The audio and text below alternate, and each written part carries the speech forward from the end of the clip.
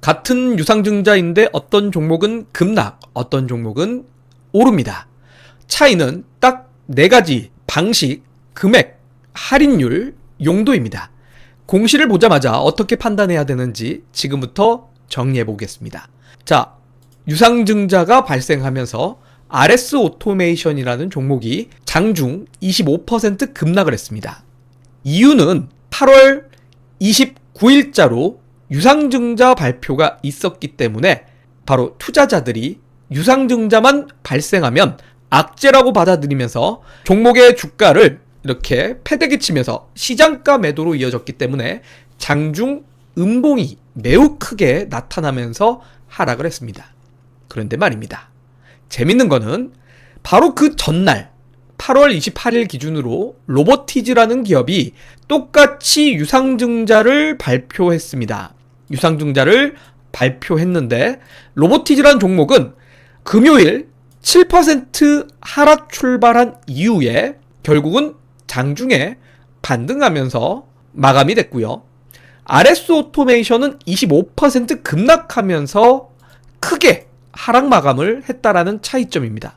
아니, 유상증자인데, 분명히 유상증자인데 누구는 급락하고 누구는 왜 급락하지 않은 걸까?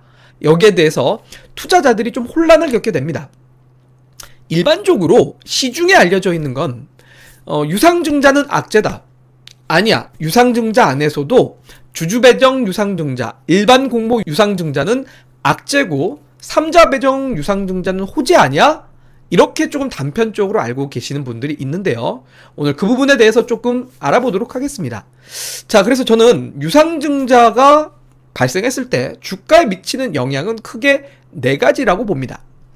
회사가 신주를 발행해서 자금을 조달하기 위해서 하는 것이 유상증자인데, 앞의 영상을 통해서 제가 전환사채라든지 신주인수권 부사채라든지 이런 부분에 대해서 영상을 짤막하게 준비를 했었는데요. 생각해보니 신주인수권 부사채의 경우는 제가 워낙 오랫동안 발음을 신주인수권 부사채, 신주인수권 부사채 하다 보니까 신주인수권 부사채가 이렇게 좀 익숙하게 됐습니다. 그래서 영상이 논란이 좀 됐지만 그 부분에 대해서 양해를 좀 부탁드린다라고 말씀드리고요. 어쨌든 신주인수권 부사채와 전환사채와도 상당히 좀 유사한 개념이지만 그 둘의 차이는 채권이라는 거고, 돈을 빌려준 사람에게 채권을 주고 그 기간 동안 이자를 주는 개념이라면, 유상증자는 돈을 빌리기 위해서 채권을 주는 것이 아니라 주식을 주는 겁니다. 바로 어떤 주식? 신주를 인수할 권리, 신주인수권을 그냥 준 다음에 그 신주인수권을 행사할 사람들은 돈을 줘라 라는 개념입니다. 그래서 신주인수권 부사채와 유사하지만 채권만 없다라고 생각하시면 될 것 같습니다.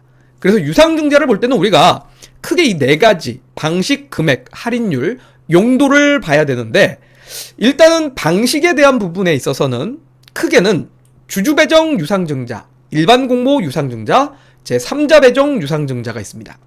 그래서 앞서 얘기했듯이 주주배정 유상증자와 일반 공모 방식은 투자자들이 악재로 생각하고 3자 배정 유상증자는 호재로 인식하는데 왜 그럴까? 일반적으로 이런 형태가 확률적으로 많다 보니까 그냥 그런가 보다 하고 계시는 분들도 많이 있을 건데요. 자, 일단 주주배정 유상증자, 기존에 이 주식을 갖고 있던 투자자들에게 신주인수권 일단 줄게. 그런데 신주인수권 행사를 하기 위해서는, 신주를 사기 위해서는 돈을 지급을 해야 돼. 한마디로 회사에 돈을 빌려달라라는 거고요. 또 일반 공모 방식은 기존 주주가 아닌 그 외에 일반 개인 투자자들에게 바로 신주인수권을 준 다음에, 우리 회사 주식을 사려면 돈을 줘야 돼 라는 개념입니다. 그런데 이게 왜 부정적일까요? 일반적인 주주들이라고 했을 때는 소위 대주주나 큰 손들이 아니라 일반적인 대중들이죠. 대중들이라고 하면은 개인 투자자들이라고 볼 수 있고, 개인 투자자들의 경우는 일반적인 성격이 사실 목표 수익은 짧고, 특히 주식을 사고 나서 오래 보유하기보다는 짧은 시간 안에 청산을 하고 싶어 합니다. 그렇기 때문에 이 유상증자 방식에서 주주 배정과 일반 공모를 하게 되면 이 주식 신주 인수권을 행사한 사람들이 신주를 싸게 사서 빨리 팔겠구나라는 조만간 매도 물량이 나올 수도 있겠구나라고 부정적으로 받아들이게 되니 이 부분에서 악재로 일단은 인식을 한다라는 점이죠. 그리고 반대로 3자 배정 유상증자는 뭡니까? 자, 3자 배정 유상증자는 특정인이나 특정 기업인 겁니다. 소위 특정인이라고 하면은 상당히 큰 손이겠죠. 이 증자를 받을 수 있을 만큼의 큰 돈이 있는 특정인이기 때문입니다. 유명한 투자가가 될 수도 있을 거고, 유명한 큰 손들이 될 수도 있을 겁니다. 또는 특정 기업이 이 회사를 적대적 M&A를 하기 위해서 할 수도 있을 겁니다. 그렇기 때문에 이 3자 배정은 뭔가 특수한 목적을 갖고 있을 거야. 회사를 인수하려고 하나? 라고 받아들이다 보니까 결국은 긍정적으로 조금 받아들인다라는 부분이 있어서 우리는 일반적으로 이렇게 해석을 좀 할 수 있습니다. 그리고 두 번째, 단순하게 주주 배정과 일반 공모가 악재고 3자 배정이 호재다라고만 볼 수가 없는 것이 하나만 보고 판단할 수는 없습니다. 두 번째는 바로 신주 발행량입니다. 다른 말로는 신주 발행 금액인데요. 예를 들어서 회사의 순이익이 200억짜리 회사가 있다고 하겠습니다. 그리고 이 회사의 발행 주식 수는 100주라고 했을 경우 결국 순이익 200억 대비 주식은 100주기 때문에 한 주당 가치는 얼마가 됩니까? 한 주당 순이익은 2억 원치라고 볼 수가 있겠죠. 그런데 여기에다가 유상증자로 추가로 100주를 발행을 하게 될 경우, 자, 증자입니다. 아까 얘기했던 전환사채와 신주 인수권 부사채와는 달리 추가로 주식을 발행을 하는 거기 때문에 증자입니다. 자, 그러면 주식 수가 늘어나게 될 경우 회사의 순이익은 그대로인데 주식 수가 늘어나는 만큼 한 주당 순이익은 1억 원으로 낮아지게 되죠. 그렇기 때문에 신주가 새로운 주식이 늘어나면 늘어날수록 주가의 가치는 떨어지니 희석된다라는 표현을 하고, 그만큼 이 물량이 전체 발행 주식 수 대비해서 새로운 주식 수가 얼만큼 비율을 차지하느냐, 여기에 대해서도 중요합니다. 클수록 주가는 당연히 더 떨어지는 거고 적을수록 주가의 하락은 적을 수밖에 없겠습니다. 자, 그리고 세 번째는 바로 발행 가격입니다. 자, 발행 가격이라고 하면은 할인율이라고도 볼 수가 있는데요. 할인율, 즉 신주에 대한 주식을 소위 내가 예를 들어서입니다. 신주 인수권을 받아서 인수권 행사를 하겠습니다. 신주 인수권이라는 건 권리입니다. 자, 이 회사의 주식을, 새로 발행한 주식을 내가 살 수 있는 권리를 받았고 나는 그걸 행사를 하려면 돈을 지급을 해야 되는데, 예를 들어서 현재 주가가 10,000원인데 신주 인수권 발행 가격이 10,000원이라면 여러분들 이 신주 인수권 돈 주고 사겠습니까? 살 리가 없겠죠. 그래서 회사가 자금을 조달하기 위한 목적이라면 많은 사람들이 이 신주 인수권을 사가기 위해서 사줬으면 싶어서 현재 가격보다 더 낮은 가격으로 발행을 해줍니다. 그러면 발행 가격이 현재 가격보다 낮을 거고 그걸 할인율이라고 표현합니다. 현재 가격 대비 몇 퍼센트 할인해서 팔 거냐.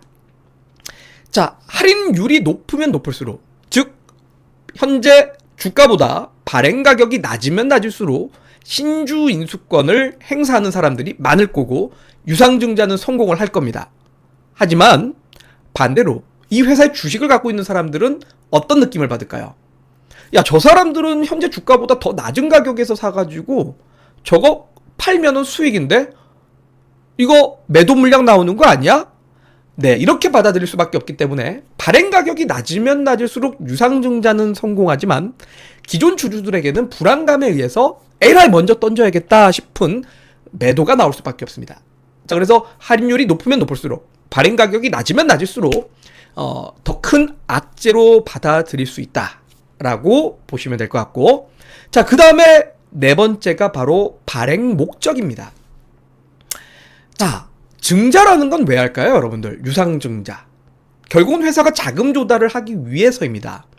유상, 돈을 내고, 증자, 주식을 늘릴 테니 이 주식을 사가라라는 건데, 결국 회사는 돈이 없어서이고 또는 돈이 필요해서일 겁니다. 돈이 없어서와 돈이 필요해서는 다릅니다. 돈이 없는 건 진짜 내 주머니가 털털 아무것도 없는 겁니다. 자, 그렇기 때문에 내가 기존에 어딘가에서 돈을 빌린 거를 돌려막기 하기 위해서 자금을 좀 빌려서 여기부터 일단 틀어막겠다. 이런 개념이 바로 채무상환 비용을 조달하기 위해서다라는 것이고, 또는 운영자금 조달, 회사 직원들 월급을 준다라든지 고정비가 계속 많이 나가서 이 고정비를 조달하기 위한 방식이 있을 겁니다. 자, 요런 방식은 어떤 느낌인지 아시겠죠?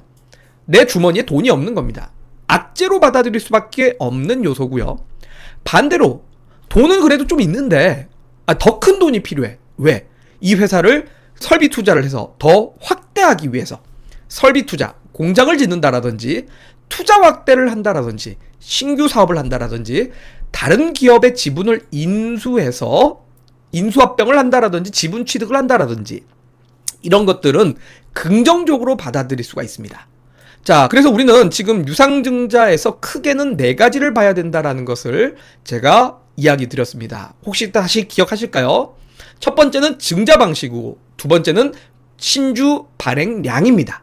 세 번째는 신주 할인율이고요. 네 번째는 자금의 용도입니다. 자, 그러면 이런 거를 통해서 우리가 RS 오토메이션과 로보티즈의 공시를 한번 보면 주주배정 실권주 일반 공모 방식이다라는 것을 똑같이 알 수 있습니다. 방식의 방법은 똑같습니다. 그렇기 때문에 둘 다 공시가 나온 이후로 그 다음날 개파락 출발을 했고, 로보티즈도 개파락 출발, RS 오토메이션도 개파락 출발했습니다. 그런데 여기에서 이제 차이가 벌어지는 것이 두 번째 신주 발행 금액입니다. 발행량이라고도 볼 수 있는데요. 자, 보게 되면 RS 오토메이션은 전체 발행 주식이 930만 주가 되는데 새로운 신주 발행을 353만 6,700주를 발행한다라고 합니다. 그러면 전체 발행 주식수 대비해서 새로운 주식이 늘어나는 비율이 38%나 늘어나게 됩니다. 자, 그리고 로보티즈의 경우는 전체 발행 주식수가 1,322만 주 정도가 됩니다. 그런데 신주 발행은 134만 9,528주입니다. 그러면 전체 주식수 대비해서 신주 발행량이 10%밖에 되지 않습니다. 그러면 여러분들 딱 봐도 새로운 신주가 발행하는 량이 큰 거는 어디 있죠? 로보티즈보다 RS 오토메이션이 훨씬 더 큽니다. 그러면 주당 가치는 당연히 더 많이 떨어질 수밖에 없습니다. 그럼 여기에서 일단은 첫 번째 RS 오토메이션이 시가가 하락한 거는 둘 다 똑같지만 장중 하락폭을 더 큰 이유가 여기에서 발생한다라는 것이 등장을 하게 되고요. 자, 세 번째는 결국 주식의 할인율입니다. 신주 할인율인데 현재 가격은 신경 쓰지 말고요. 현재 가격 대비 신주 발행 가격이 얼만큼 낮은가 인 건데, 자, 로보티즈의 경우는 할인율을 20% 적용한다라고 되어 있습니다. 예를 들어서 10,000원일 경우에는 20% 적용해서 신주 발행 가격이 8,000원입니다. 자, 그럼 8,000원의 신주를 우리 매수를 해서 현재 가격 10,000원이니까 수익 실현할 수 있겠죠. 자, 그런데 RS 오토메이션은 할인율 23%를 적용한다라고 합니다. 그러면 현재 가격이 10,000원이라고 쳤을 경우 신주 할인율이 23%면 7,700원에 매수를 할 수 있다라는 거죠. 자, 7,700원 대비 8,000원 누가 더 여러분들 신주 사는 사람들에겐 이득이죠? 7,700원입니다.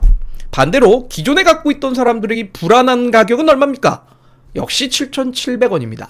그러니 로보티즈보다 RS 오토메이션이 더 하락이 크게 나올 수밖에 없었던 두 번째 이유라고 보면 될 것 같고, 그 다음에 네 번째는 자금의 용도인데요. 자금의 용도에서도 보면 로보티즈와 RS 오토메이션의 자금의 조달 목적을 보면, 자, 시설 자금 공시가 있습니다.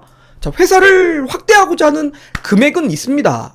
긍정적인데, 두 번째 운용 자금이 있습니다. 자, 회사의 직원들 월급을 줘야 된다라는 거고, 이 운용 자금이 시설 투자를 하는 것보다 로보티즈는 적은 대비에 RS 오토메이션은 시설 투자하는 것보다 운용 자금이 더 많이 필요한가 봅니다. 직원들 돈을 준다라든지 회사를 이제 운용하는 데 있어서 고정비가 많이 들어가는데 뭐 세금을 낸다라든지 이런 거에 대한 돈이 더 많이 필요하다라는 거죠. 그런데 거기다가 로보티즈는 여기서 끝이지만 RS 오토메이션은 채무 상환 자금도 필요하다. 어딘가에서 돈을 빌렸는데 그 돈을 돌려막아야 된다라는 뜻으로 보여집니다. 그러니 여기서 이제 정말 왜 떨어졌는지가 확실하게 나오게 됩니다. 같은 주주배정 실권주 일반 공모 방식인데 신주량도 RS 오토메이션이 크고 할인율도 더 싸고 거기에 자금 목적이 돈이 없어서고 로보티즈는 돈이 필요해서입니다. 여기에서 결국 주가의 차이를 결정짓는 요소가 될 수 있다는 것을 우리는 알 수가 있습니다. 자, 이런 식으로 정확하게 유상증자라는 게 어떤 개념이고 왜 주가에 어떻게 영향을 주는지를 분석해야 내가 이 주식을 보유하고 있다면 매도를 할 것인지 아니면 보유하면서 신주 인수권을 받아서 프리미엄을 얹어 신주 인수권을 팔 것인지 아니면 돈을 내고 신주 인수권을 행사함으로써 신주를 취득하고 내가 이 회사의 주가가 상승하면 나중에 차익 실현을 할 것인지 자, 여기서 결정을 지을 수가 있다라는 거죠. 그래서 이제 로보티즈든 RS 오토메이션이든 그 외에도 다른 종목들 중에서 여러분들이 보유하고 있는 종목 내에 유상증자가 발생하면 이런 식으로 하나하나 비교를 해보시고 자, 유상증자를 참여할 가치가 있다면 신주 인수권을 유료로 당연히 행사를 함으로써 신주를 취득하고 좀 더 쉽게 표현하면 그냥 추가 매수가 되는 겁니다. 추가 매수를 통해 주가가 올라가면 여러분들이 시세 차익으로 이어지면 되지만 이 회사가 악재가 분명하다면 신주 인수권을 프리미엄을 얹어서 파셔야 되고요. 그거는 이제 여러분들 HTS를 통해서 신주 인수권 매도할 수 있는 경로가 있습니다. 그래서 HTS의 신주 인수권이라고 검색하면 거기에 뭐 WR이라고 이렇게 종목명과 WR 있을 텐데 그거를 매도를 하고 그 다음에 이제 보유하고 있는 주식 수도 정리할 수 있는 방식으로 좀 대응을 한다라든지 이렇게 고려하시면 될 것 같습니다. 자, 오늘 여러분들과 함께 이렇게 유상증자에 대해서 RS 오토메이션과 로보티즈의 차이도 같이 비교해보면서 공부를 해봤는데요. 오늘 영상이 여러분들에게 도움이 되시길 바라고 다음 영상을 통해서 또 다시 찾아뵙도록 하겠습니다. 도움이 되셨다면 좋아요와 구독 눌러주시길 바라겠습니다.